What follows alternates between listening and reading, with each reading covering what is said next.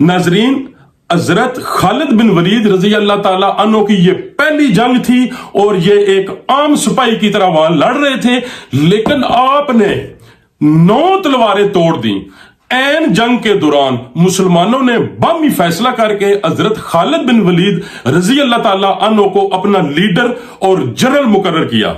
तो ये जंग मदीना शरीफ से 1000 किलोमीटर दूर लड़ी जा रही थी। हजरत मोहम्मद सल्लल्लाहु अलैहि वसल्लम ने फरमाया, मुसलमानों ने सैफ अल्लाह की तलवारों में से एक तलवार को अपना लीडर बना लिया है। हजरत खालिद बिन वलीद रजी अल्लाह ताला अन्हो को पता था रोमन को हराना इम्पॉसिबल है, लेकिन वो ये जंग छोड़ भी नहीं सकते थे, क्योंकि इस तरह रोमन मदीना शरीफ पर हमला कर सकते हैं। तो यहां नाजरीन मुसलमानों ने एक नई गेम खेलनी थी, ताकि रोमन्स को यह भी जाहिर ना हो कि मुसलमान कमजोर हैं।